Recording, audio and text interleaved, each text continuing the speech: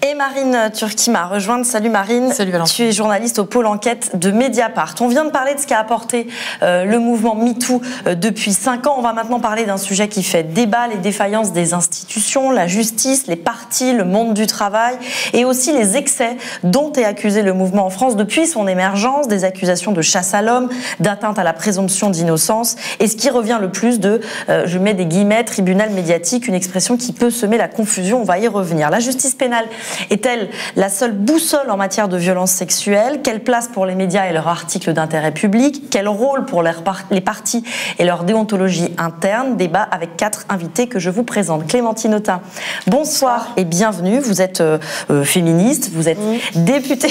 Oui, c'est fatigant. Vous êtes députée de la France Insoumise de Seine-Saint-Denis et dans votre parti, plusieurs hommes ont récemment été accusés de violence envers les femmes. Ce fut d'ailleurs houleux cet après-midi à l'Assemblée. Mathilde, bonsoir et bienvenue. Bonsoir. Vous êtes artiste chansonnière, militante à la relève féministe et vous vous définissez sur Twitter comme une ogresse qui fait peur aux hommes. Ils vont flipper en régie et vous avez quitté la France Insoumise précisément à cause de la gestion par le parti de ces violences.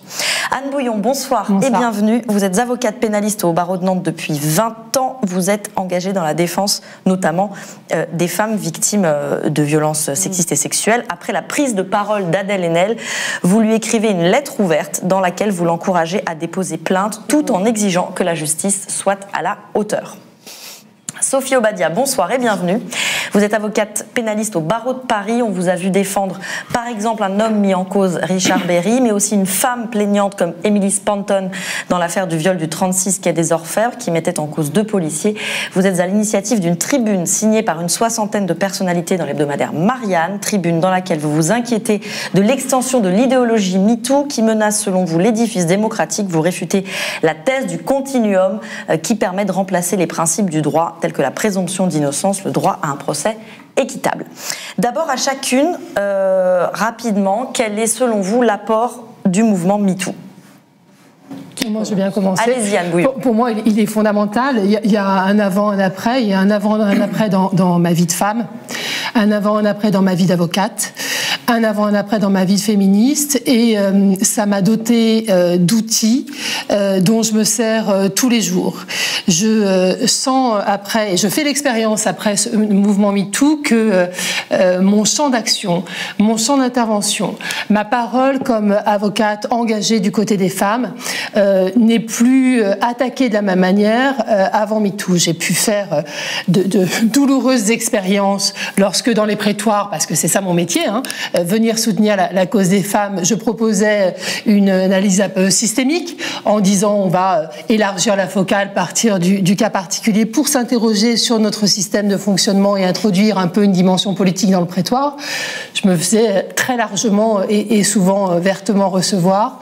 C'est moins vrai aujourd'hui. Et puis les femmes que je défends, elles se sont vues dotées grâce à MeToo d'éléments de langage précieux, d'une grammaire qui leur permet aujourd'hui d'identifier bien plus précisément, bien plus spécifiquement ce qu'elles vivent au quotidien et partant de pouvoir le dénoncer et s'en émanciper. Moi, je n'ai pas vu venir MeToo, ça m'a comme beaucoup submergée et ça me rend extrêmement joyeuse que ce soit arrivé. Voilà une réponse bien complète. Sophie Obadia. Alors moi, c'est plus nuancé dans la mesure où effectivement c'est une révolution de palais au sens propre du terme. C'est-à-dire que les juges sont complètement tourneboulés depuis qu'existe ce mouvement, puisqu'ils sont obligés de prendre en compte d'autres mots, d'autres comportements et de changer leur regard sur les rapports hommes-femmes. Nonobstant, ils y vont lentement, si je puis dire. C'est-à-dire que ceux que j'ai rencontrés, que ce soit d'ailleurs plutôt des femmes que des hommes, c'est assez étonnant, mais les femmes sont plus peut-être réticentes à ce nouveau langage dont vous parlez. Et comme vous l'avez dit, je suis plus mesurée sur la manière dont il faut révolutionner la grammaire pour les juges, parce que je crois que sinon, et j'en ai fait l'expérience, le retour de bâton peut être encore plus violent. C'est-à-dire qu'il faut y aller, ça, il n'y a aucun doute, mais il faut y aller pas doucement, mais pas à pas, avec des mots qui sont ceux de l'ancien monde et ceux de l'après-MeToo, parce qu'ils ne sont pas encore prêts, nos juges, à entendre certaines vérités. Alors, qui rebondit. Mathilde, qu'est-ce que ça a apporté MeToo? Et puis Moi, ça a tout changé en tant que femme dans mon rapport à moi-même, particulièrement dans le cadre du travail, où il y avait beaucoup d'angles morts. Moi, je fais de la musique et donc du coup, c'est un milieu extrêmement masculin. Et ça m'a permis de déconstruire mes propres biais de patriarcativité. Vraiment des angles morts que j'avais en pensant être déjà... En fait, ça m'a mis un petit peu au pied du mur de ma déconstruction, mot auquel je préfère déconditionnement, parce que jusqu'à MeToo, je pensais être une super féministe radicale. Et je me suis découverte une autre radicalité et surtout un sentiment d'urgence, un sentiment de sororité par-delà les frontières qui m'a bouleversée dans mon rapport aux autres femmes, parce que c'était aussi une des rares fois... Parce que dans un milieu massivement masculin, quand on est très peu de femmes, il y a beaucoup de conflits organisés entre les femmes parce que les positions sont rares, les positions de pouvoir, les positions de décision. Et en fait, ça m'a aidé à déconstruire mes propres biais misogynes aussi que j'avais et qui pouvaient rester comme après un ménage de printemps un peu mal fait, quoi. Et MeToo est arrivé un peu comme ma mère pourrait arriver en disant il en reste. Et en ouvrant cette boîte de Pandore, je me suis rendu compte qu'en fait, il en restait beaucoup et qu'un monde nouveau s'ouvrait à moi et que à partir de ce moment-là, ma lutte féministe devenait moins cosmétique, plus politique et j'ai pris des décisions aussi pour ma vie que j'avais jamais pris avant. Comme par exemple le fait que mon féminisme prévaudra sur tout clivage partisan, par exemple. Je pratique trois sororités, pardon. Une sororité de cœur, avec des femmes avec lesquelles je suis pas forcément d'accord, par exemple. Une sororité politique, avec les femmes qui défendent la même vision du féminisme que moi. Et une sororité aussi citoyenne, c'est-à-dire que peu importe mon niveau de désaccord avec une autre femme, elle bénéficiera toujours de ma sororité parce que nous vivons en tant que femmes les mêmes oppressions et donc ça aussi ça a été un travail parce qu'avant je participais aussi comme beaucoup de femmes à vilifier gentiment la parole des femmes avec lesquelles j'étais pas d'accord, à m'autoriser une espèce de misogynie parce que une autre femme pouvait être idéologiquement à mon opposé et à partir de ce moment-là j'ai compris que nous étions unis par autre chose que nos clivages partisans et que quelque chose allait prévaloir dans ma vie, c'est ma lutte féministe et ma sororité. Clémentine Autain, vous n'avez pas découvert le féminisme avec MeToo, loin s'en faut. Qu'est-ce que ça a apporté, ce mouvement, selon vous, et aussi, qu'est-ce que ça vous a apporté? Je dirais que... Je vais dire on pour le coup, pas simplement je, mais on s'est senti moins seul. Parce que je regardais avant de venir dans l'émission la date à laquelle on avait... Pardon, j'ai un chat dans la gorge. La date à laquelle on avait publié le manifeste des 313 femmes qui déclaraient avoir été victimes de viol. Et c'était en 2012. Et à l'époque, ce qu'on avait fait semblait vraiment briser la bienséance. Et recevait un écho qui était un écho double, je dirais, autour de moi, beaucoup de gens qui cherchaient à me protéger en me disant de ne pas faire cet appel, de ne pas dire publiquement avoir été victime de viol, d'autant qu'on avait fait un documentaire qui avait été produit, qui avait été diffusé sur France 2, d'Andrea Rollins, qui s'appelait Elle se manifeste. Et dans ce... Pardon, j'ai vraiment un chat dans la gorge. Et dans ce manifeste, dans ce documentaire, donc nous étions un certain nombre de femmes à raconter ce qu'on avait vécu. Et autour de moi, beaucoup de gens me disaient « il faut pas faire ça, il faut se protéger, il faut pas apparaître comme victime ». Et je voyais bien que vraiment ça se faisait pas. Enfin, c'était quelque chose de très étrange. Et quand on avait voulu monter le manifeste, j'avais eu de très nombreuses femmes publiques au téléphone, qui me confiaient avoir été victimes, mais qui ne voulaient pas signer parce qu'elles avaient trop peur de ce que ça allait faire. Je pense en particulier à des artistes, des comédiennes, beaucoup, des femmes politiques aussi. Une femme politique m'avait dit « Moi, tu comprends, je veux pas parce que je vais apparaître comme victime, et si j'apparais comme victime, je suis plus crédible pour être une femme politique qui veut prendre le pouvoir. » Et donc, cette étape, à ce moment-là, c'était intéressant parce que le serveur de France 2 avait explosé. les messages suite au documentaire, en fait, c'était une foule de messages de femmes disant et moi aussi, et moi, et une sorte j'ai de vécu MeToo ça, de MeToo avant l'heure. Et ils m'avaient convoqué, ils me disaient on n'a jamais vu ça, le standard a explosé, on n'a jamais vu un truc pareil. Et donc quand MeToo est arrivé, c'est pour dire que quand MeToo est arrivé, moi j'ai ressenti une immense émotion et ce sentiment de me sentir moins seule, de nous sentir moins seuls, que le mot féminisme aussi, que j'employais quand j'étais toute jeune et on me regardait sur les plateaux télé, c'était comme si j'étais une bête de foire, quoi. Ah bon, mais alors qu'est-ce que c'est que ce mot, vous dites féministe, comme très étrange. Et aujourd'hui, on a l'impression que enfin voilà, la chose s'est complètement inversée. Ce sont ceux qui ne seraient pas féministes qu'on regarderait avec des yeux de Merlan-Fray en disant mais qu'est-ce que tu vis où? Donc oui, quelque chose de profond qui s'est modifié, qui crée de la sororité, qui me remet évidemment moi aussi en cause comme féministe, parce que j'apprends, je vois des nouvelles générations qui n'ont pas forcément les mêmes entrées, les mêmes façons de penser, donc c'est en mouvement. Je dirais que c'est toujours quelque chose qui est en mouvement, mais la vague, elle nous porte, quoi. Donc c'est très, en fait, c'est très joyeux. Ça parle de choses très graves, mais il y a quelque chose de très joyeux dans cette vague. Alors le mouvement MeToo, c'est aussi un miroir qui est renvoyé à la justice. Alors je me tourne vers vous, Anne Bouillon, Sophie Obadia, en tant qu'avocate. Qu'est-ce que vous inspire finalement les chiffres de classement sans suite des affaires de violences sexuelles? On va les rappeler ici, 73% des plaintes pour violences sexuelles, donc agression sexuelle, harcèlement sexuel, viol, sont classées sans suite, alors même que l'auteur est, dans la plupart des cas, identifié. Qu'est-ce que ça vous inspire, Anne Bouillon? Plein de choses. La première chose, c'est que si autant de plaintes sont classées sans suite, et on va partir du postulat que lorsqu'on vient déposer plainte, c'est qu'on a véritablement quelque chose à dire, c'est que la justice fonctionne mal, c'est que ça marche pas. Autrement dit, on ne peut pas imaginer que les femmes, parlons d'elles, lorsqu'elles viennent dire qu'elles ont subi un viol, inventent les choses. C'est tellement lourd de pousser ces portes de commissariat et on n'est tellement pas assuré d'y recevoir un accueil à la hauteur, même si les choses évoluent, même si les gens sont au travail et qu'on fait une différence entre pré et post MeToo, que ce chiffre, il est résolument analysé du côté d'un dysfonctionnement. Et en même temps, dès que je vous dis ça, je vous dis, si on encourage, comme je l'entends beaucoup en ce moment, toutes les victimes à se tourner vers le pénal, alors il faudra nécessairement dimensionner notre justice, notre appareil judiciaire, policier, pour accueillir ces plaintes et les investiguer. L'expérience que j'en ai, moi, montre que dès lors qu'on vient déposer plainte pour des faits de viol, trop souvent, très souvent, même si encore une fois il y a une amorce d'évolution qu'il faut saluer, eh bien, à supposer que les faits soient anciens, ce qui est souvent le cas, à supposer que ça soit passé derrière les portes closes d'une alcôve, ce qui est souvent le cas, on se contente un peu facilement du parole contre parole.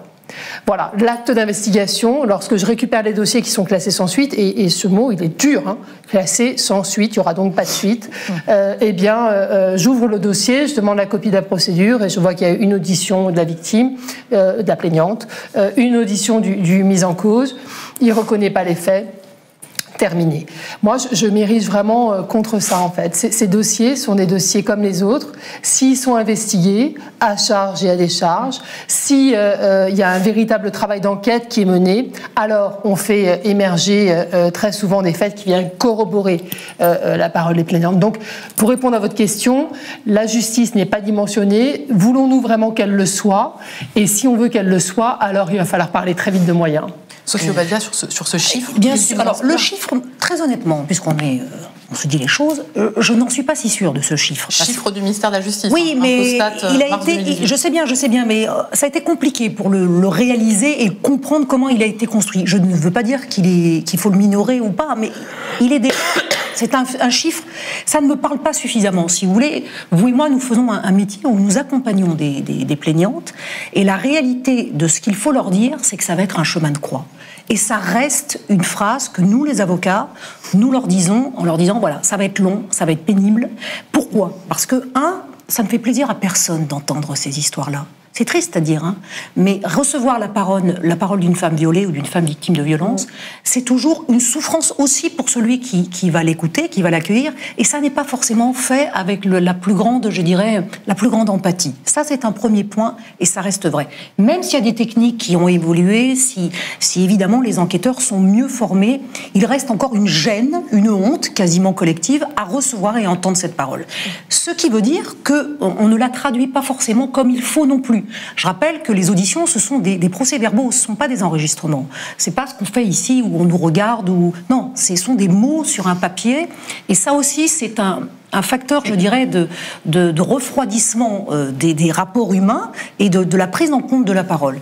Ensuite, vous avez raison de dire qu'il n'y a pas d'investigation très poussée parce que cette vieille ancienne qui consiste à dire parole contre parole, je n'irai pas plus loin, c'est une forme de paresse aussi. Il y a évidemment une possibilité d'aller trouver des personnes à qui cette dame s'est confiée il y a longtemps, des signes extérieurs. Les expertises, on en parlera parce que là-dessus je suis plus dubitative, mais il y a des choses à faire. Il y a vraiment des choses à faire. Et le dernier problème qui reste le clou, je dirais, du chemin de croix, si je puis m'exprimer ainsi, c'est le temps. C'est le temps. En réalité, le temps abîme tout. Et ce temps judiciaire, qui consiste à dire on va vous entendre une fois, peut-être plusieurs fois. Je ne suis même pas capable de dire, vous parliez d'Emily Spenton tout à l'heure, et Emily Spenton, elle a été entendue entre 12 et 15 fois. C'est-à-dire des heures et des heures de répétition de ce viol. Et évidemment, c'est du pain béni pour la défense, puisque le jour du procès, on va vous dire « Ah, mais en 2014, vous avez dit ça, en 2016, vous avez changé une virgule, et en 2018, il y a 3 petits points. » Vous voyez, ça n'est pas intéressant, ça n'est pas comme ça, à mon sens, qu'on va vers une manifestation de la vérité. Et s'il y a des choses à changer, s'il faut les changer, parce que moi, c'est ça qui m'intéresse, c'est que peut-être il faudrait codifier, enfin, de façon assez saine et assez stricte, c'est d'ailleurs ce que font les Espagnols, la prise en compte de la parole qui émerge, ou de la plainte qui se dit. C'est-à-dire, on entend une fois, chez les policiers, on enregistre si possible, et puis on entendra une deuxième fois, et peut-être il y aura une confrontation. Mais on va s'arrêter là, parce que le récit, on ne va pas demander à une femme de le répéter à l'envi, parce que c'est ce qu'on appelle, notamment devant la Cour européenne des droits de l'homme, si vous voulez, une offense secondaire, c'est-à-dire qu'on souffre encore plus parce que la procédure est un calvaire. Aujourd'hui, il y a quand même un fossé entre, d'un côté, les injonctions à porter plainte qui sont jusqu'au sommet de l'État, il faut porter plainte, il y a des violences sexuelles que vous dénoncez, il faut porter plainte, et de l'autre côté, les chiffres qu'on vient d'énoncer, ou en tout cas, les défaillances même que vous énoncez, vous, en tant qu'avocate, que vous rencontrez dans vos dossiers. Là, je m'adresse un petit peu à toutes. Est-ce qu'il n'y a pas justement un énorme fossé, et est-ce que la seule boussole pour le traitement des violences sexuelles et sexistes dans notre société doit être la justice pénale? Clémentine Autain? Non, je pense que ça peut pas être le seul outil, mais enfin en même temps, c'est un outil indispensable. Donc la bataille pour avoir des moyens pour qu'elle fonctionne, de faire en sorte que les femmes soient correctement accompagnées dans ce chemin de croix. Moi, j'aurais dit parcours du combattant, en l'occurrence de la combattante, pour l'avoir vécu. C'est vrai que c'est très long. Les enjeux de mémoire. Je vais donner un exemple, concret, mais qui me vient en vous écoutant. Moi, j'ai été victime de viol et j'ai porté plainte dans la journée. Donc, en point de vue mémoire, normalement, ça devrait être assez rapide. Et je décris le couteau de l'homme qui m'a attrapé donc avec un couteau, et quand il trouve quelques jours après, je le décris et je donne un ordre, et je crois que je le vois comme ça, le couteau, et en fait il n'est pas du tout comme ça, et en fait il est comme ça, mais moi je le vois comme ça, et ça c'est intéressant parce que la mémoire, et quand ils l'ont retrouvé, ils ont vu le couteau et ça ne correspondait pas à ma description, et c'était bien lui, mais c'est juste pour dire que tout ça est très compliqué, très douloureux. Ça, c'est évident. Et tant qu'il n'y a pas de moyens pour l'accompagnement en général, y compris l'accompagnement psy, parce qu'ensuite, il y a l'indemnisation des victimes, qui est aussi un temps très difficile, parce que là, c'est complètement délirant. Il faut faire la preuve que vous avez été bien traumatisé. C'est-à-dire que vous allez on va évaluer vos préjudices, donc il y a quelque chose d'un peu curieux, je trouve, en fait, quelque part. Je comprends la logique, c'est-à-dire on évalue la perte de chance professionnelle, les soins que vous avez dû avoir suite à tout ça, sauf que la chose est quand même étrange, c'est-à-dire qu'au fond, si vous n'avez pas eu tant de perte de chance professionnelle ou besoin de tant de médicaments ou de je ne sais pas quoi, alors ça voudrait dire que ce que vous avez subi est moins grave. Et donc ça, c'est aussi la difficulté, c'est que quelque part, on enferme aussi les femmes dans il faut être détruite pour donner à voir que c'est grave. Voilà. Et moi, je me souviens très bien, quand j'ai été victime de viol, je me suis vue comme une femme absolument détruite à jamais. D'ailleurs, avec toutes ces femmes qu'on voyait pas, elles étaient tous floutées. Une des raisons du manifeste, c'était ça, c'était aussi sortir du flouté. Enfin, c'est insupportable de voir toutes ces femmes. On se dit, mais elles sont détruites au point de ne plus pouvoir se donner à voir, et que si on a l'air vivante, si on a l'air bien, bah c'est comme si ce qui nous était arrivé était moins grave. Ouais. Donc ça rend les choses, c'est juste pour dire que ça rend les choses complexes. Donc il faut de la justice et avoir conscience que tout ne passe pas dans la reconstruction, ne passe pas par le judiciaire. C'est les deux choses, je pense qu'on peut les tenir. Alors on se doit de les tenir. Si c'est pas que par le judiciaire. Pour la réparation, oui. Quand la réparation judiciaire n'est pas possible, et ça l'est régulièrement pour des histoires de prescription ou d'incapacité à prouver l'infraction, des classements sans suite avec peu d'actes d'instruction ou de d'abord d'enquête. Parce que il faut parce que la réparation ne passe pas que par la reconnaissance des faits par la société et par la punition qui va être donnée à un violeur. Il y a quelque chose de très profond, c'est sans doute difficile à expliquer, mais vous savez, le viol détruit en profondeur. C'est pas, et ça ne touche en réalité pas tant la sexualité que ça. C'est la destruction de l'être, du sujet que nous sommes. C'est-à-dire qu'à un moment donné, on dit « tu n'existes plus ». Ta volonté, tout ce que tu veux, tu n'es rien, tu n'existes plus. On passe de sujet à objet. De sujet à objet, exactement. Et donc, c'est juste pour vous dire que ça suffit pas d'avoir un jugement, c'est mieux d'en avoir un que de pas en avoir un. Bien sûr, quand on entend classement sans suite, c'est l'horreur. Donc, il vaut mieux avoir un jugement, il faut que la société reconnaisse, mais il faut aussi reconnaître le parcours intime. Donc, ça veut dire que toutes les personnes avec lesquelles on vit, ça peut être la famille, ça peut être le conjoint, les amis, la façon dont cette parole est entendue, puisqu'on a beaucoup parlé de la libération de la parole, mais donc nous on se libère pour parler, mais il faut que les oreilles se tendent pour entendre. Et donc ça c'est l'ensemble, parce que vous pouvez vous fermer, vous pouvez entendre une phrase qui est très douloureuse, des remises en question, voilà, et qui font que ça ne suffit pas la justice. Mais c'est fondamental. Si les femmes n'y vont pas, c'est parce qu'elles savent qu'il y a 1% des viols. Après, on peut discuter en gros, en ordre de grandeur. Qu'il y a des défaillances, en tout cas. Oui, mais enfin, quand vous savez qu'il y a 1% des viols qui conduisent à une condamnation, je peux vous assurer que ça vous donne très envie d'aller payer un avocat, d'aller vous confronter, de raconter dans un bureau froid ce qui vous est arrivé, comment un type vous a violé. Enfin, je veux dire, c'est pas possible. En fait, c'est très complexe. Moi, je suis de l'autre côté je pense, de cette réalité, c'est-à-dire que quand je suis allée porter plainte pour violence conjugale, j'avais 21 ans. Je ne savais pas à l'époque que ne pas recevoir une plainte était interdit.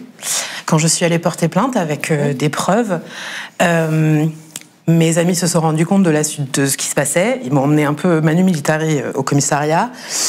À la première heure, il faisait froid, il était 7h du mat, j'avais des preuves, je m'attendais à être crue comme mes amis m'avaient cru la veille.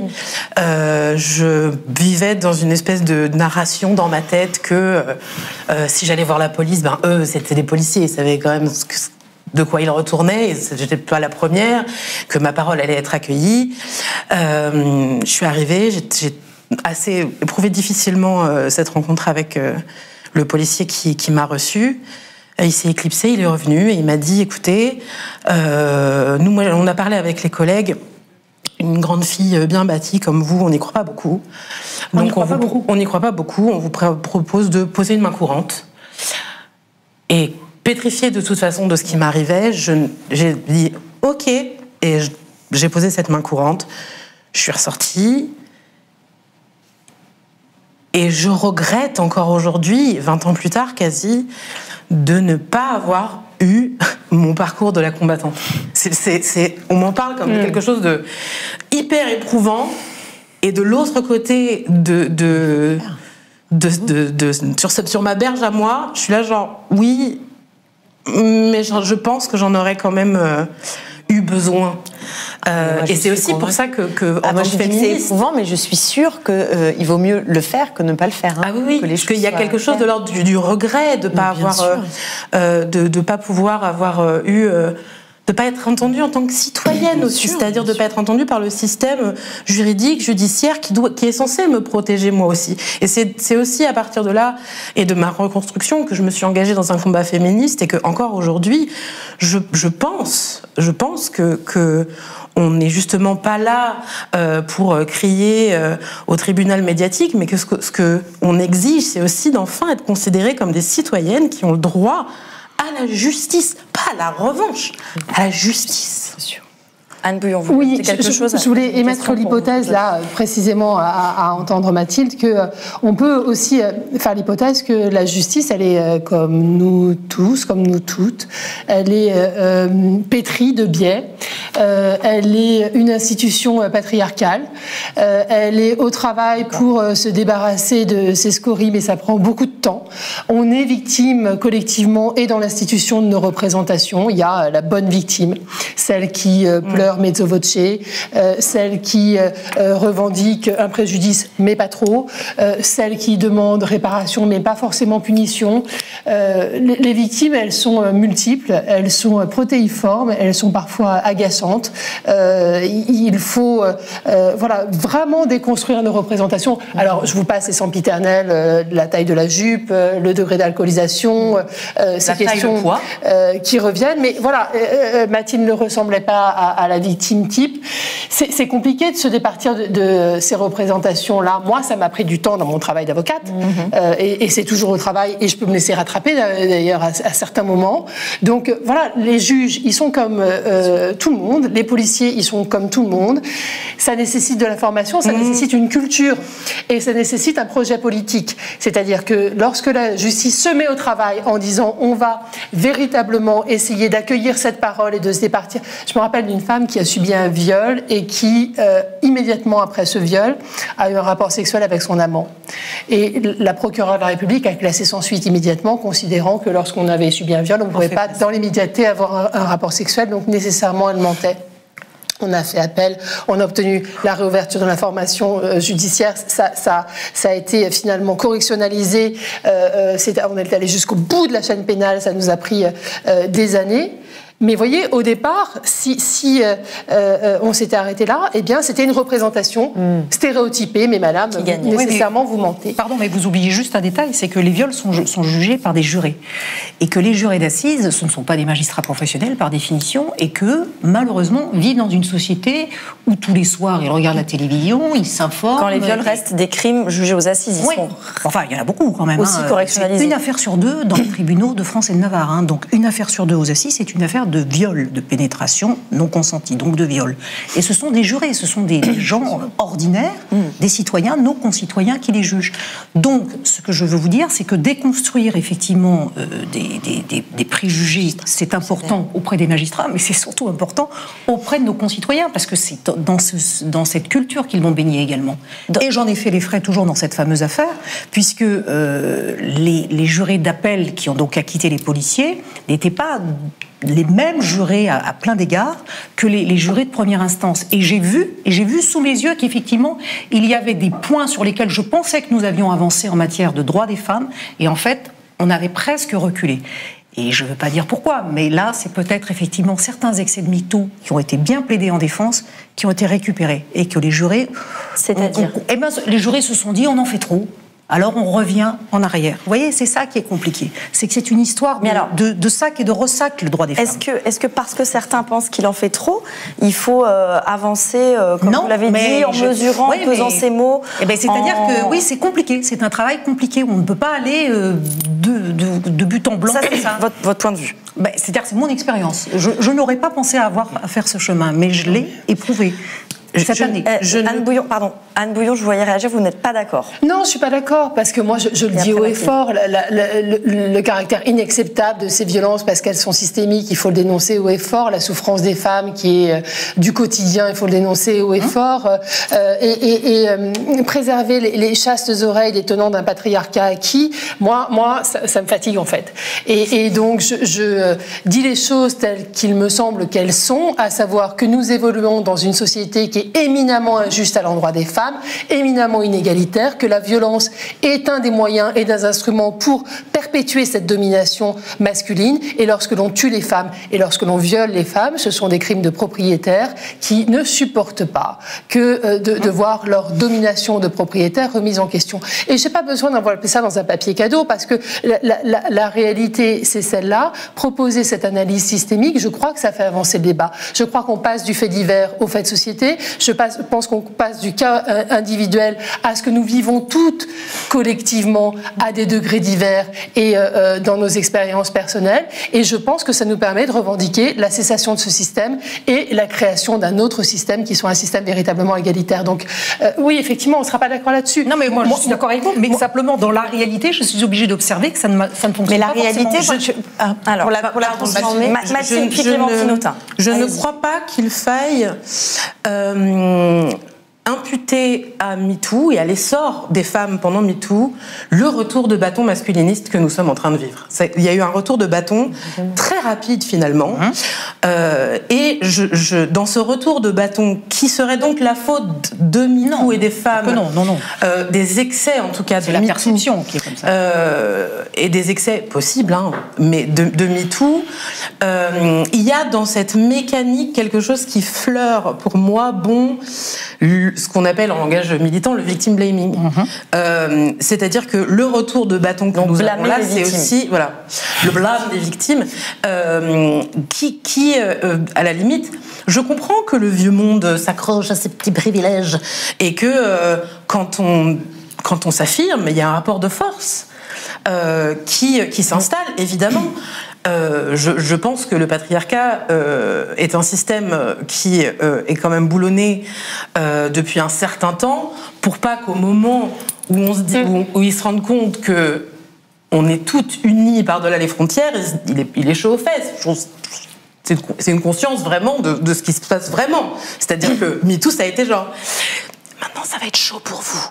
Et du coup, qu'ils s'en rendent compte, je trouve que c'est une bonne chose. Mais le retour de bâton, pour moi, ne peut pas être imputé aux éventuels excès de l'idéologie, entre guillemets. C'est pas ce que je veux vous dire, mais c'est que j'ai vu des femmes jurer, considérer, stop, ça suffit MeToo. Je me remets du côté des hommes. Je l'ai vu sous mes yeux. Donc je vous dis que la réalité n'est pas si simple. Nous parlons de biais. Ouais. Je pense qu'il ne faut pas sous-estimer la patriarcativité organisée des femmes. Alors, nous y sommes conditionnés. Dans tout ça, les médias peuvent-ils jouer un rôle, selon vous? Doivent-ils jouer un rôle? Lesquels?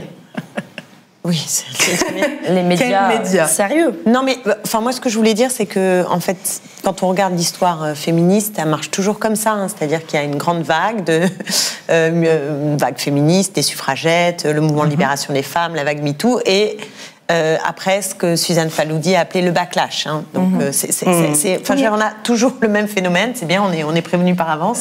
Donc là, on est dans le moment où on sent en effet arriver potentiellement le backlash. Et c'est le moment où on dit aux féministes, là, c'est trop. C'est trop, vraiment. Ça a toujours été d'ailleurs. Et souvent, je me dis, mais c'est quoi l'égalité trop? Qu'est-ce que c'est qu'être trop pour l'égalité? Qu'est-ce que c'est être trop pour... on voit pas très bien, en fait. Alors, on est trop par rapport, en fait, au seuil d'acceptation à un moment donné dans une société. C'est-à-dire que là, on a quand même poussé fort.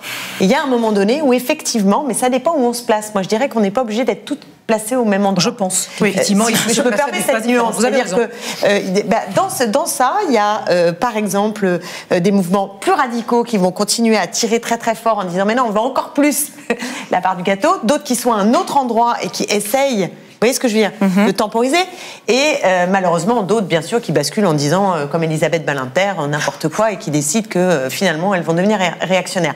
Mais c'est évidemment qu'il y a vous voyez ce que je veux dire, quelque chose qui se joue à plusieurs partitions. Il n'y a pas, d'ailleurs MeToo c'est comme tous les mouvements féministes, je veux dire, c'est pas un tout dogmatique, uniforme, c'est une vague avec quelque chose qui pousse dans la société, et ça c'est que positif. Je sais pas comment dire. Pour moi, ça ne peut être que positif. Après, c'est ce qu'on en fait collectivement et qu'on se retrouve. Alors peut-être ça va faire transition avec la suite, face à plein de questions nouvelles qu'on s'était pas posées et où même nous, très féministes, on n'a pas forcément là tout de suite complètement les réponses. Donc il y a un ajustement qui se fait par rapport à d'autres principes que ça vient percuter.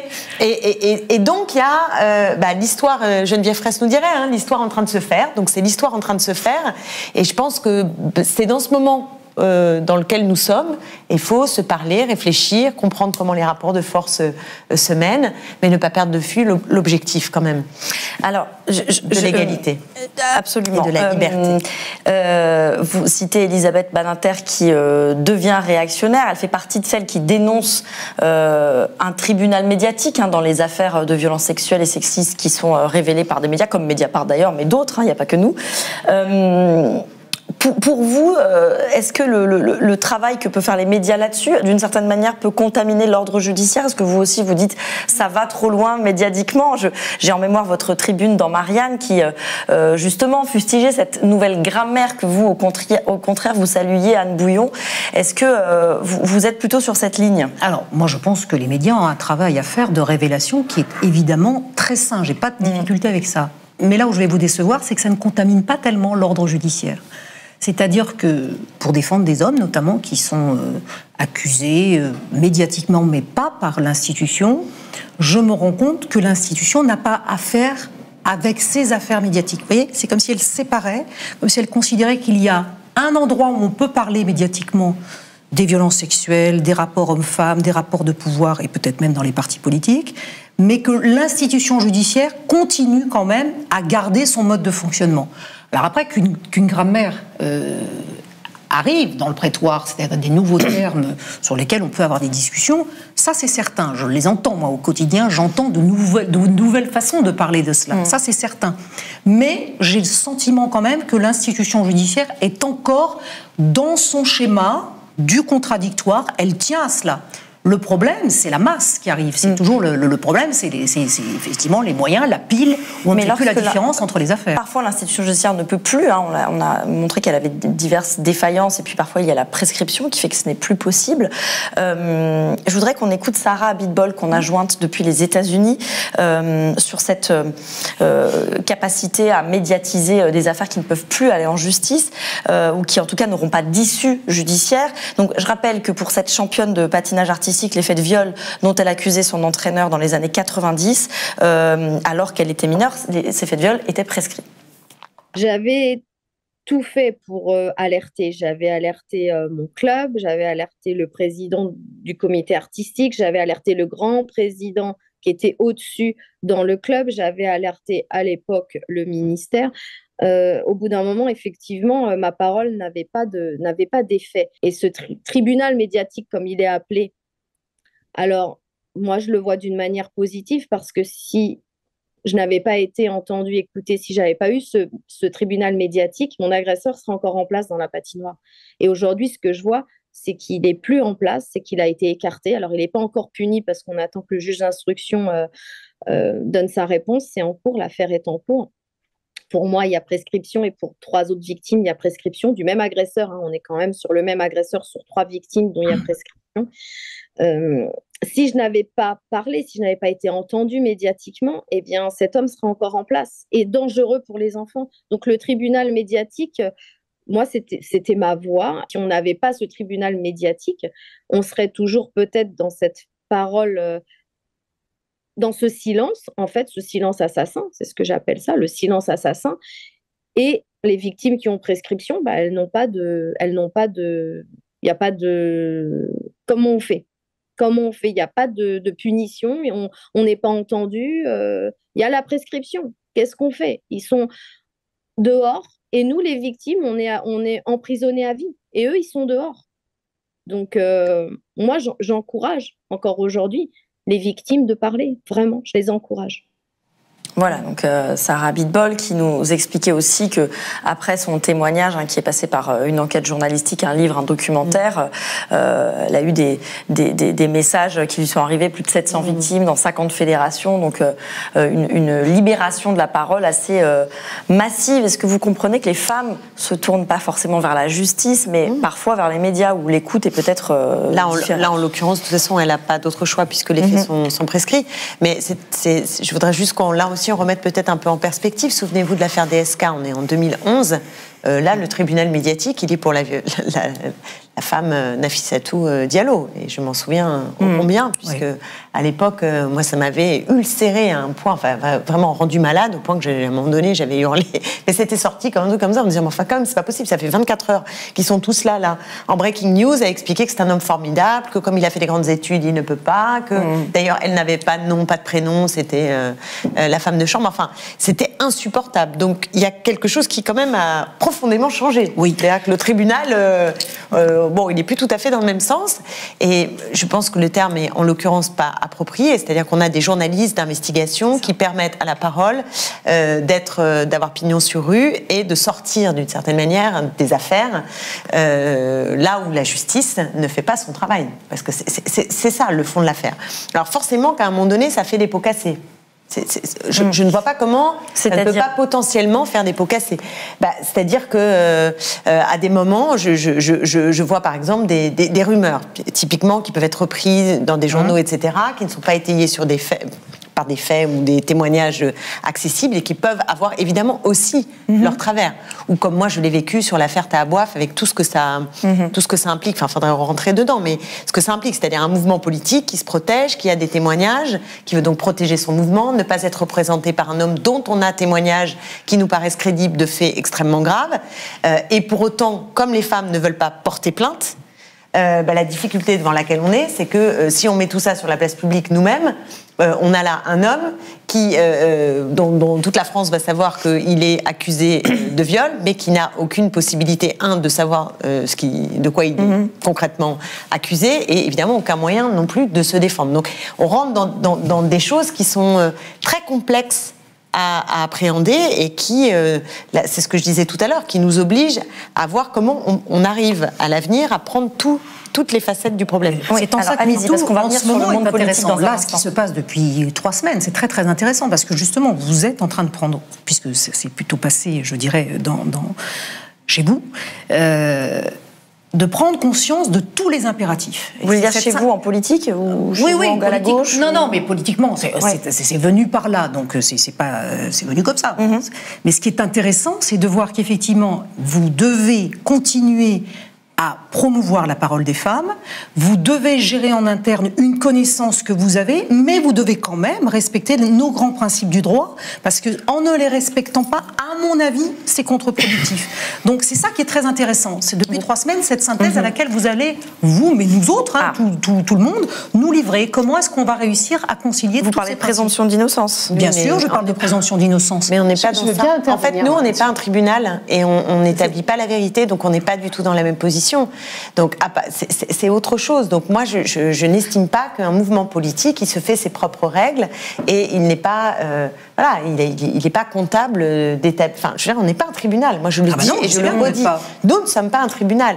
Donc nous protégeons les femmes. Vous prenez des décisions politiques et on prend des décisions qui sont de nature politique parce que nous sommes dans un combat qui est le combat contre les violences faites aux femmes. Donc il faut parce que j'ai l'impression que dans le débat public c'est pas toujours bien clair. Alors, justement sur notre rôle. Il faut éclaircir justement la notion de présomption d'innocence. Anne Bouillon voulait intervenir. Est-ce que vous pouvez peut-être nous expliquer à tous ceux et celles qui nous regardent, c'est quoi le champ de la présomption d'innocence et c'est quoi aujourd'hui? Est-ce que vous estimez qu'il y a des atteintes à la présomption d'innocence importantes dans l'espace public ou est-ce que vous estimez que finalement c'est un argument aujourd'hui qui est dévoyé, qui est devenu un argument bâillon? Qu'est-ce qu'on cherche à obtenir lorsque l'on dénonce le tribunal médiatique? Qu'est-ce que l'on cherche à obtenir lorsque l'on reproche aux femmes qui viennent dénoncer ce qu'elles ont subi de ne pas respecter la présomption d'innocence? C'est-à-dire que moi, j'en ai un peu assez qu'on mette cette notion un peu tarte à la crème dans le débat public, mais à laquelle je suis viscéralement attachée en ma qualité d'avocate pénaliste, à toutes les sauces pour venir silencier des femmes qui prennent la parole, qui le font très souvent vraiment pas de gaieté de cœur. Enfin, les femmes qu'on a entendues sur votre plateau il y a quelques instants le disent, c'est un parcours douloureux. Être derrière son clavier et dire maintenant, je vais dire, comme le dit Sarah Abitbol, croyez-moi, c'est pas une partie de plaisir. Elles n'ont pas la bave aux lèvres en se disant qu'elles vont obtenir vengeance et livrer à la pâture publique celui qui leur a fait tant de mal. C'est jamais ça la démarche. La démarche, c'est de pouvoir remettre le monde à l'endroit. Et remettre le monde à l'endroit, c'est éminemment nécessaire lorsque l'on a subi des choses de cette nature-là. Venir désigner ce qui s'est passé, venir pour soi-même libérer une parole ou ouvrir une parole aux autres. La présomption d'innocence, c'est un principe principe alors on va pas faire, pénal. Développé par César et Beccaria, on va pas faire un cours de droit, mais dont l'institution pénale est comptable. Lorsqu'il y a une enquête pénale en cours, l'institution doit respecter ce principe qui veut qu'on ne présente pas quelqu'un devant un magistrat instructeur avec des menottes au poignet, qui veut que la détention provisoire, ça soit l'exception et pas la règle, qui veut que la charge de la preuve et la démonstration de la culpabilité pèsent sur le procureur de la République. C'est ça la présomption d'innocence. Et à mettre en balance avec la liberté d'expression des personnes qui dénoncent des violences. Juste dire que lorsque ces femmes prennent la parole, elles engagent leurs responsabilités. Ouais. Elles engagent leurs responsabilités juridiques. Elles peuvent être poursuivies. On l'a vu dans l'affaire Denis Baupin, alors avec l'effet boomerang qu'on connaît, mais voilà. Hélène Devinck dit qu'elle est menacée de poursuite par celui qui l'a agressée. Elle est poursuivie par une plainte. Elle est poursuivie. Donc, il y a la dénonciation calomnieuse, il y a la diffamation, il y a des outils juridiques qui sont à disposition. Donc, elles prennent des risques sur le plan juridique, ces femmes, lorsqu'elles parlent, mais elles ont leur liberté, ce qu'elles ont vécu existe. Et alors quoi? Il faudrait qu'elles se taisent parce que sinon c'est le tribunal médiatique ou c'est une atteinte à la présomption d'innocence. Juste un mot. Moi, l'immense majorité des femmes que je défends n'ont pas de tribunal ni médiatique ni judiciaire. Évidemment. Donc, aucun tribunal qui soit. Et on parle de tribunal médiatique pour une infime minorité de situations. La majorité des femmes qui vivent des situations de viol, elles se taisent, elles sont murées dans le silence, et ni les médias ni la justice ne sont des passerelles pour qu'elles puissent s'exprimer. Donc, c'est ça qu'il va falloir travailler en réalité. Comment, et je reviens sur la question que vous posiez tout à l'heure, en fait, quelles sont les alternatives si la justice pénale croule sous le poids des plaintes? Là, il y a un véritable chantier à faire. Mathilde et Sophie Obadia. Et puis après, je pense qu'il y a un paramètre aussi humain à considérer chez les femmes victimes de violences sexistes et sexuelles. Une empathie qui manque, une compassion qui manque aussi encore aujourd'hui pour les femmes qui révèlent avoir été victimes de violences sexistes et sexuelles. Et aussi une incompréhension, justement, comme on le disait tout à l'heure, de à quel point c'est difficile déjà pour soi-même se dire qu'on va passer la porte d'un commissariat. Et si on inclut les réseaux sociaux, par exemple, dans le tribunal médiatique, parce que c'est maintenant le réseau social est considéré aussi comme un média, je pense qu'à force aussi de se dire qu'on n'a pas accès, peut-être pas pour la majorité d'entre nous, mais pour certaines d'entre nous, à force de vivre dans l'inconfort, si ce n'est la détresse de ne pas avoir accès justement à la justice via le tribunal judiciaire, juridique, le seul tribunal qui reste, ça va être celui de la parole libre sur les réseaux qui, encore aujourd'hui, nous le permet. Mais c'est vrai que, outre même les plaintes en diffamation et les procédures bâillons, je me souviens que quand j'ai participé justement au mouvement MeToo et que j'ai commencé à parler de ce qui m'était arrivé, où j'ai posté un long témoignage sur mes réseaux publics de chanteuses, de personnalités publiques, j'ai eu un message dans l'heure de mon manager de l'époque qui m'a clairement dit qu'il fallait que je retire mon témoignage, sinon je n'aurais pas de travail. Il y a aussi tout un système qui va au-delà même de la réparation qu'on peut avoir quand le système juridique nous le permet. Je pense qu'il y a ce besoin de réparation n'étant pas pourvu, il y a une espèce de pulsion qui vient de ce besoin de réparation, qui vient je ne peux pas être entendue au commissariat, je ne peux pas être entendue au tribunal. Quel est le dernier endroit où on entendra ma parole, qui ne soit pas ma famille, mes amis, etc., et qu'on me croit. Et d'ailleurs, ça me hante encore de me dire, à chaque fois que je prends la parole publiquement en tant qu'artiste féministe engagée qui parle sur ces sujets, à chaque fois que je parle, je me dis, quelles sont les opportunités professionnelles que je vais rater par rapport à ça, qui va me précariser, qui fait que si jamais à un moment donné je me prends une procédure bâillon dans la figure, comment je vais payer mes frais d'avocat, étant donné que je n'ai pas de travail parce qu'on ne veut pas travailler avec une féministe enragée.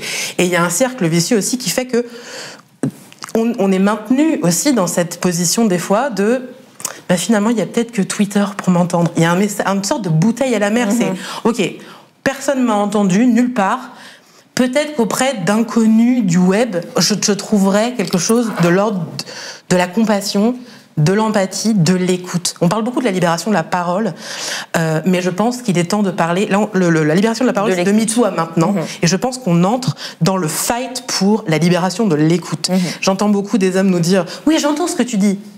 Très bien, tu as une bonne audition, mais est-ce que tu m'écoutes ?» Et je pense que là,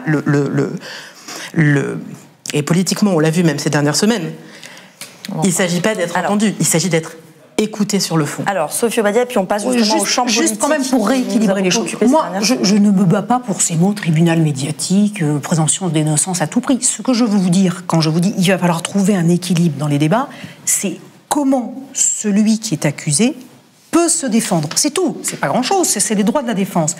Je dis quand même, et c'est important que vous le sachiez, que la Cour de cassation, depuis cette année, consacre complètement la libération de la parole.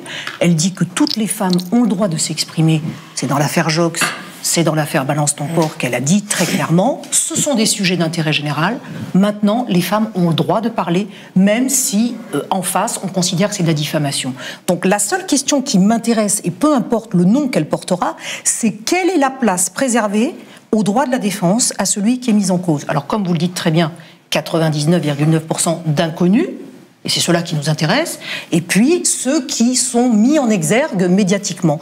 Comment, et d'ailleurs on le voit aujourd'hui avec Julien Bayou, c'est en ça que c'est un exemple très intéressant, on voit qu'il prend la parole pour se défendre médiatiquement. Alors, c'est pas le seul, justement, on va parler de la défense de ceux qui sont accusés de violences sexuelles. Il faut savoir quand même que souvent, ils refusent de répondre aux questions des journalistes qui enquêtent, ces personnes mises en cause, mais qu'ils utilisent quand même les médias. Alors on l'a vu là avec Julien Bayou, mais c'est antérieur. Ils utilisent les médias pour déployer leur défense et c'est intéressant de voir comment ça se passe. Deux hommes emblématiques de cela sont Patrick Poivre d'Arvor et Nicolas Hulot. Donc d'abord, la durée. Pour Patrick Poivre d'Arvor, par exemple, c'est sur le plateau de Quotidien, sur TMC, appartenant au groupe TF1 où il a travaillé, 26 minutes d'interview. Nicolas Hulot, lui, passe 16 minutes sur BFM en 2018, puis 37 minutes 3 ans et demi plus tard, à chaque fois sans contradicteur et à chaque fois ces hommes nient en bloc. De ma vie, jamais je n'ai consenti, je n'ai accepté une relation qui ne serait pas consentie, une relation qui serait forcée, que ce soit sentimentale ou sexuelle. Jamais de ma vie. Cette plainte a été classée sans suite parce que non seulement l'affaire a été prescrite, mais ça ne suffit pas. Oui, il y avait prescription. Et j'allais dire peu importe qui est prescription, mais parce que l'enquête, j'ai été auditionné par les gendarmes à ma demande. J'y suis allé. Vous avez tout été seul. confronté à cette jeune femme? Non, je n'ai pas été confronté. J'ai été auditionné. Et les enquêteurs à l'époque, très rapidement, ont considéré qu'il n'y avait absolument rien qui permettait de poursuivre cette affaire-là. Donc la plainte a été classée sans suite. Elle a été classée sans suite, et c'est pour ça que je suis aussi fumasse. Je n'ai absolument pas peur de la vérité. Vous n'avez pas peur de la vérité? J'ai peur de la rumeur. Parce que c'est un poison lent qui tue. Autre aspect de la stratégie médiatique, devancer la publication d'une enquête. Bonjour Nicolas Hulot. Bonjour. Merci d'être avec nous ce matin sur BFM TV. Vous avez décidé de prendre la parole, car vous êtes sur le point, dites-vous, d'être gravement mis en cause à nouveau. En venant ici, vous devancez la diffusion d'une enquête de nos confrères de France 2, et plus précisément du magazine Envoyé Spécial.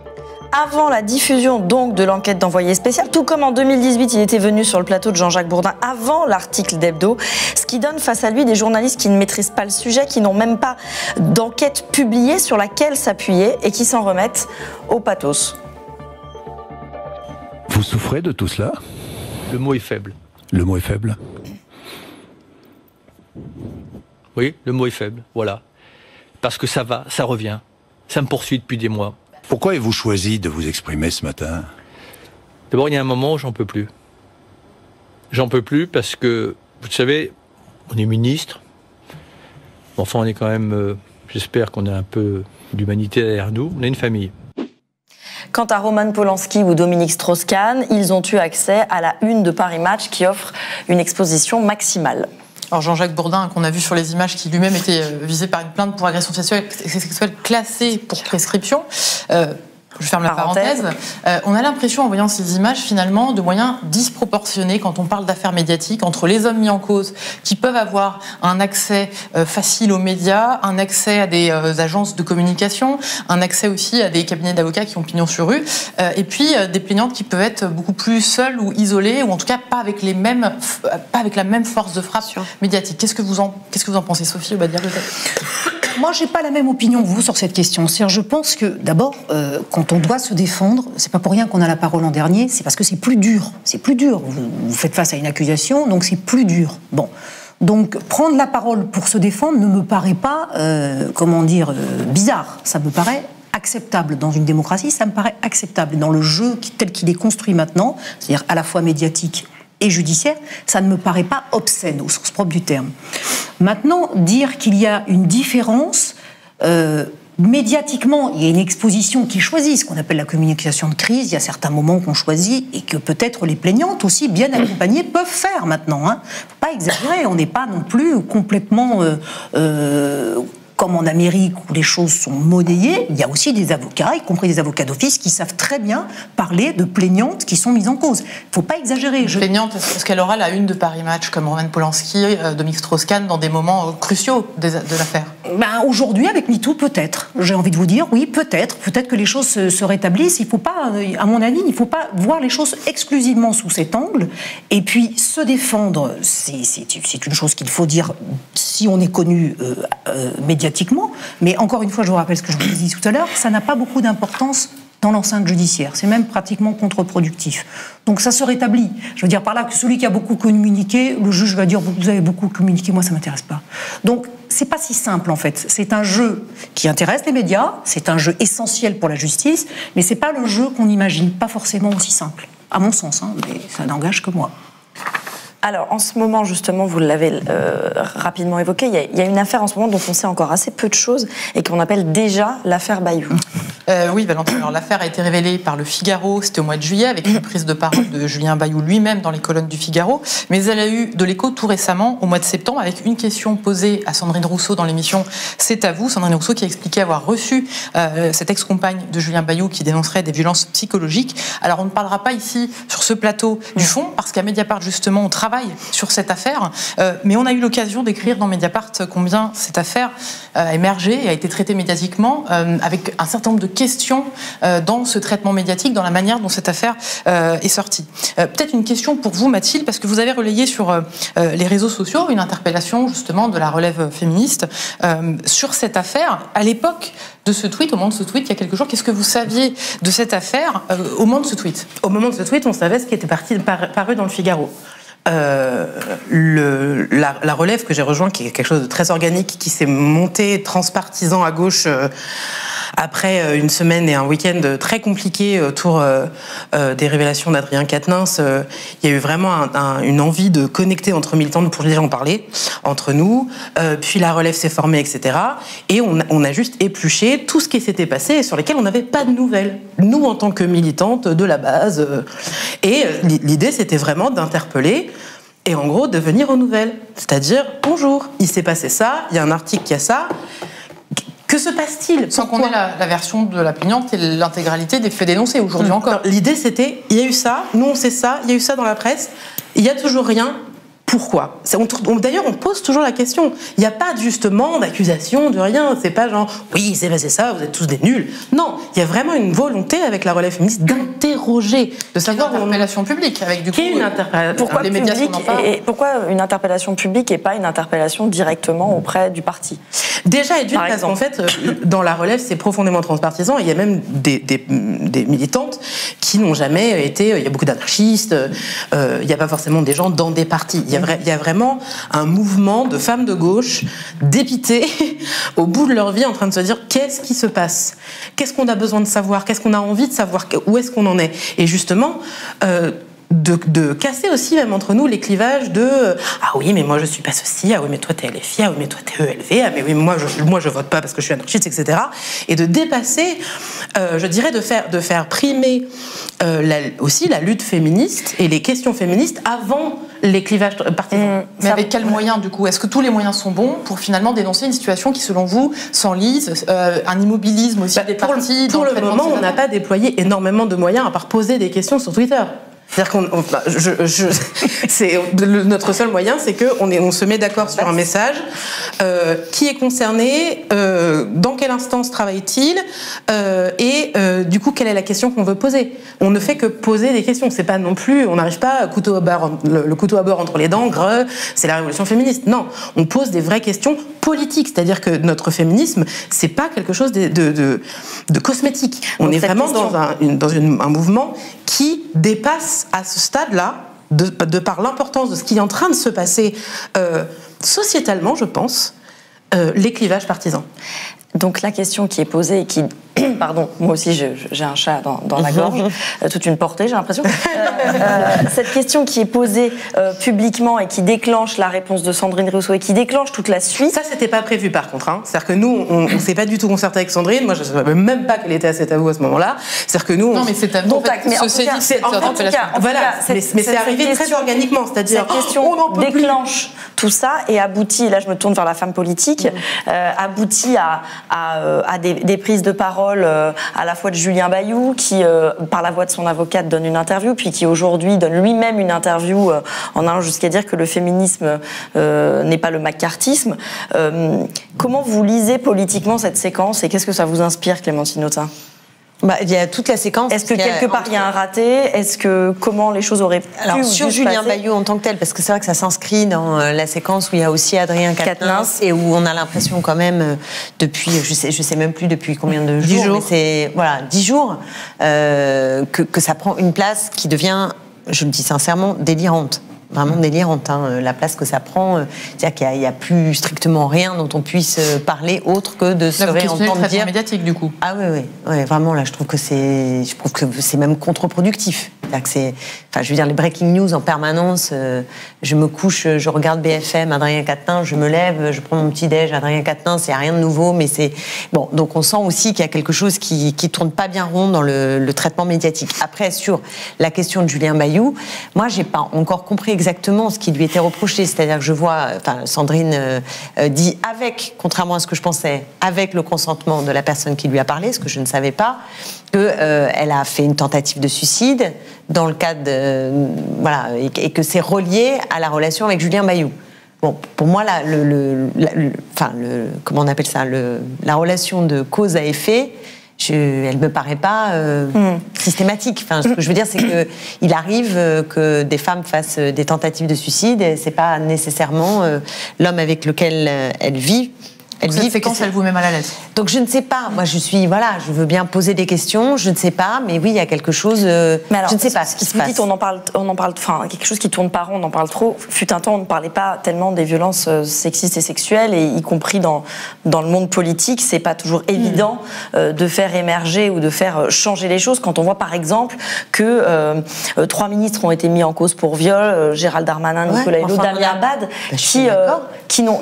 Mais ça a fait bien moins de bruit Adrien Quatennens, qui s'est pourtant retiré avec un mouvement politique. Alors, on va parler d'Adrien Quatennens, mais là, moi, je vous parle de ces ministres de la majorité et Benoît Simion et de droite. Qui a parlé de Benoît Simion? Zéro. Mais non, mais je pense que même les gens qui nous regardent ne savent même pas qui c'est. Levé par le bureau de les gens qui nous regardent ne savent même pas qui c'est. C'était un député de La République En Marche avec une femme qui avait un bracelet électronique. Alors, qu'est-ce qu'il aurait fallu faire avec Benoît Simion? Déjà, lever l'immunité, vous vous rendez compte la folie, c'est-à-dire que elle est, alors le harcèlement, mais vous a été raconté par Mediapart. Oui. Alors j'en peux raconter l'histoire, mais on va pas raconter l'histoire. Mais puisque vous évoquez, le fait que son immunité n'ait pas été levée, vous faisiez partie du bureau qui ne l'a pas levée. Oui, précisément. Mais j'ai hurlé contre le fait que d'ailleurs, y compris dans l'intitulé de l'ordre du jour, le jour où ils ont décidé de pas la lever, c'était marqué autre chose, et que ça a été évacué en 5 minutes et qu'il a été impossible. Lever son immunité, lui retirer l'exclure du groupe. Il aurait fallu faire ça. En Marche, probablement, vu le niveau des violences. Après, Ce que je veux dire, c'est qu'à ce moment-là, il n'y a personne qui élève de la voix. C'est un principe de précaution. Non, mais déjà, il n'y a personne qui, au sein d'En Marche, élève la voix. Et il y a quelque chose de terrifiant qui se passe, c'est-à-dire que ça fait bloc pour ne pas lever l'immunité. Et ça, pour moi, c'est... Enfin, je veux dire, et je trouve que médiatiquement, à part Mediapart, il y a eu très peu de choses, un petit peu dans l'IB et rien. Ça n'a pas fait breaking news H24 pendant 12 jours. C'est pour ça, quand je dis, je trouve très bien qu'on parle des violences sexistes et sexuelles, que maintenant, il y a un seuil de tolérance qui n'est pas du tout le même qu'autrefois, et que enfin ces questions-là, on décide de faire le ménage, pour dire les choses un peu brutalement. Je suis totalement d'accord avec ça. Dans le cas d'Adrien Quatennens, est-ce que si la demande était faite de lever son immunité, il faudrait l'accepter? Ah, mais moi, je serais totalement favorable, évidemment. Mais ça se pose pas du tout, là, en l'occurrence. Hein. Ça se pose pas le sujet. Non, là, ça se pose pas. Je précise qu'une enquête est ouverte. C'est parce qu'il voulait pas... Le précédent, là, il refusait aussi de se rendre parfois... Bien sûr. Non, mais le cas devant le juge. J'invite à lire les enquêtes sur Mediapart qu'on a largement détaillé, les violences conjugales, de l'obstruction à la justice, enfin tout un tas pour le travail de choses que je vous invite à lire. On n'aurait pas assez de la soirée pour les détailler. Le cas d'Adrien Quatennens est différent. Il s'agit de violences dans le cadre conjugal, d'une gifle sur son ex-compagne, de violences physiques, de SMS trop nombreux, je cite ses paroles. Je précise pour les faits qu'une enquête de justice est ouverte, qu'il est bien sûr présumé innocent et qu'il s'est mis en retrait de ses fonctions du parti. Exactement. Il reste député. Peut-il continuer à siéger? Doit-il rester au sein du groupe LFI? En fait, quel est votre avis de femme politique? Parce qu'on a parlé de la justice, c'est un autre champ. Complètement d'accord. Dans le champ politique. Complètement d'accord. Je pense que déjà, ce qui était très important, c'est qu'il y ait cet acte de retrait de son poste de coordinateur, et quand même très rapidement, en quelques jours.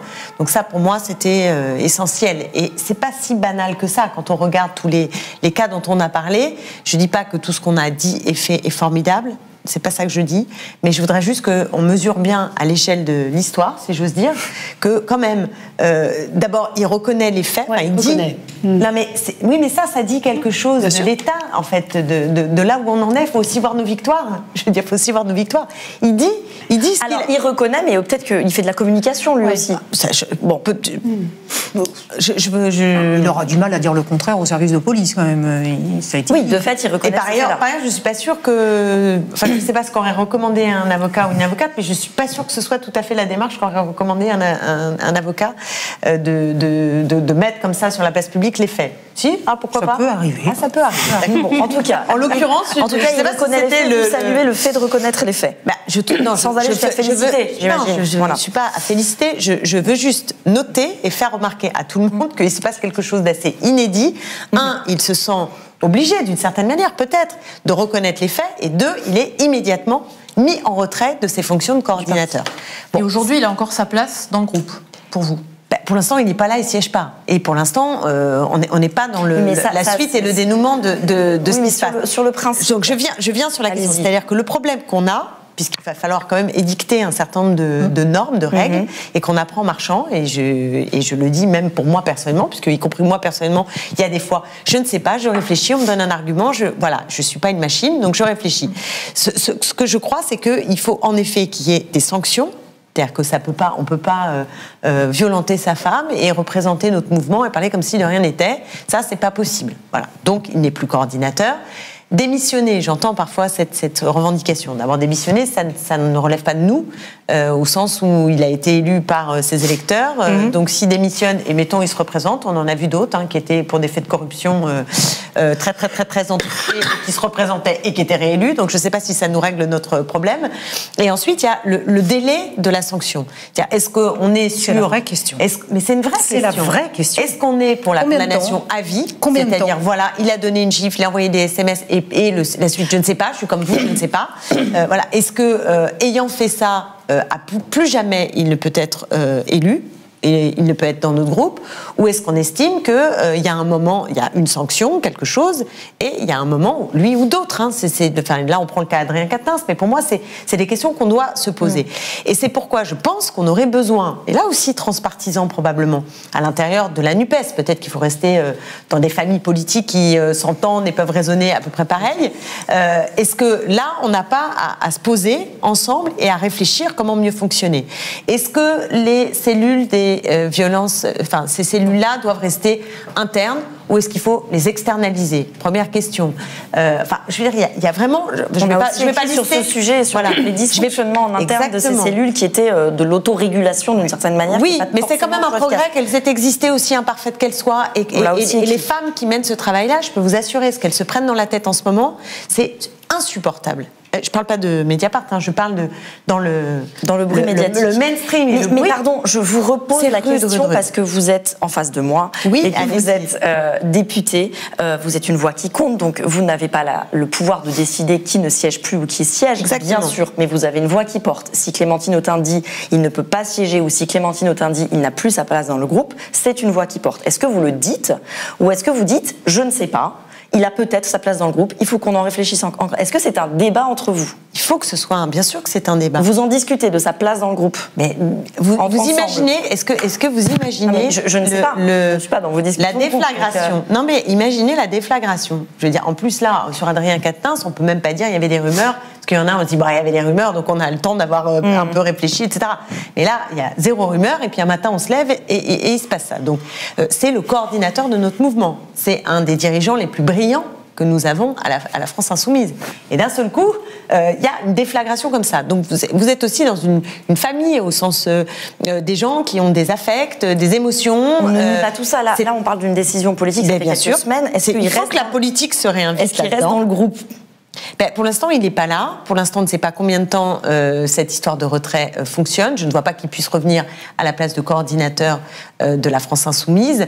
Et ensuite, je pense qu'il faut une discussion. Il ne siège pas, qu'il n'occupe pas ses fonctions de député. Non, là, tout de suite, non. Vous voyez bien. Mais alors, est-ce qu'il venait demain matin servir à l'Assemblée? Non, mais donc il peut la pas question ne se pose pas. Donc il ne participe pas aux commissions. Est-ce qu'il ne faut pas qu'il soit en retrait, qu'il y ait son suppléant ou sa suppléante qui prennent le relais? Ça, c'est pas possible. Il n'y a pas de député dans sa circonscription. Mais ça n'existe pas. Vous posez une question qui pourrait être tout à fait intéressante. Est-ce qu'il faut relancer des partiels? Vous voyez, nous on a posé des législatives partielles alors. Non, mais le suppléant, ça c'est une vraie question. On a posé dans le débat avec Mathilde Dimmer, qui est une de nos députées, qui est enceinte, qui est ouvrière agricole d'ailleurs, qui est une de nos grandes fiertés, et elle est enceinte comme ça, et elle a dit moi, là, comment on fait? Est-ce que mon suppléant pourrait pas me remplacer le temps que j'accouche, etc. C'est pas possible. Ça n'est pas possible. Donc la question du suppléant est une vraie question, qui pose plein d'autres questions d'ailleurs, parce que quand on s'engage à être suppléant, ça veut dire aussi qu'on est à la merci d'un coup de bousculer sa vie pendant quelques mois intégralement. Donc les questions enchaînent. C'est juste pour vous dire que les questions dans les questions, il y en a un paquet. Donc pour l'instant, moi j'invite à ce qu'on. Pour l'instant, il ne siège pas. Mais il fait partie du pour l'instant, évidemment, qu'est-ce que je vais vous dire? Je ne vais pas vous dire qu'il n'y a pas de discussion. Bien sûr qu'il y a discussion. S'il devait être exclu du groupe, ça supposerait qu'il y ait une décision de groupe. Et j'invite chacun aussi à réfléchir à la durée de la sanction. C'est-à-dire le temps de l'enquête, par exemple. Ah oui. Est-ce qu'on se cale sur le temps de l'enquête avec l'état de la justice tel qu'on l'a? Ça pose aussi d'autres questions. Ce sont les vraies questions. À partir d'une mise en examen. Oui, mais qui décide de la mise en examen et de ce rythme-là? On n'est pas des bisounours. On sait aussi qu'on est dans un monde politique où ça veut dire que, par exemple, le jour de la mise en examen, etc. Bon. Non, mais là, on parle de M. Quatennens. Oui, il n'y aura pas de mise en examen. Il n'y aura pas de mise en examen. Il sera probablement renvoyé directement devant le tribunal. Sur toutes les façons reconnues. Soit sous forme de CRPC. Enfin bon, donc ce sera rapide. Non, mais là, je réponds de façon assez générale. Oui, mais vous avez raison. C'est la durée. Je reviens au temps, ça m'obsède. C'est le combien de temps, quelle société vous voulez, combien de temps on punit quelqu'un. Voilà. Ça, c'est une vraie question de société. Ces violences sexuelles, aujourd'hui, le débat aussi, c'est quelle peine? Combien de temps? Qu'est-ce qu'on va faire? Parce que c'est pas que dénoncer, c'est aussi clôturer les dossiers, les juger, et qu'est-ce qu'on veut pour notre société. Ça, c'est, à mon avis, à travers les partis politiques et ce qui vous arrive, qui n'est pas très agréable, une vraie question. Quelque chose à ajouter avant qu'on se quitte? Peut-être juste un commentaire. Pardon, Mathilde. Mathilde, pour la réponse militante. Et moi, je rejoins tout à fait ce que Clémentine a dit sur le fait qu'il y a vraiment une différence de traitement flagrante entre les violences sexistes et sexuelles commises par des personnes de la majorité ou de la droite et le fait que évidemment, c'est du pain béni pour quiconque a envie de marteler l'opposition, d'instrumentaliser une affaire très compliquée et aussi avec des affects aussi même militants. On peut tout à fait entendre, mais là on est sur le fond, on n'est pas sur. Mais en fait, on a largement écrit que la majorité était défaillante sur la question des. Mais là où je veux en venir, c'est que aussi, d'un point de vue intérieur de par exemple la relève féministe, ce qui moi, en tout cas personnellement, m'a aussi, sans parler de la relève féministe, mais ce qui moi m'a engagée à la rejoindre, à mettre le Parlement de l'Union populaire de côté et de revenir un peu à l'intérieur de moi-même pour me dire qu'est-ce qui se passe, c'est que la NUPES était la seule, et puis avant ça, l'Avenir en commun, était le seul programme avec des promesses féministes. Et que du coup, moi, je me suis dit, bon, que la droite fasse rien sur les violences sexuelles, est-ce que je suis surprise? Pas du tout. Alors pourquoi vous avez quitté l'Avenir en commun et le Parlement populaire? Déjà parce qu'en fait, moi, je suis de conviction plutôt anarchiste et je me réveille sur le militantisme partisan au moment des échéances vraiment importantes. J'avais besoin de retrouver cette liberté de parole aussi, parce que moi, je suis quelqu'un de très loyal et quand je suis dans des conflits de loyauté, comme je pense... Jean-Luc Mélenchon a pu l'être au moment de son premier tweet fiasco. Donc le tweet de soutien à Adrien Quatennens, en tout cas le tweet qui saluait le fait qu'Adrien Quatennens reconnaissait les faits, était courageux, etc. En tant que survivante de violences conjugales, je peux comprendre sa loyauté personnelle intime. Parce qu'on est loyaux envers les gens qu'on connaît. J'entends ce choc. Je ne comprends pas que personne ne mette ça sur la table. C'est qu'il y a eu aussi une absence de réponse, parce qu'à mon avis, tout le monde était là, genre, mais qu'est-ce qui nous tombe dessus?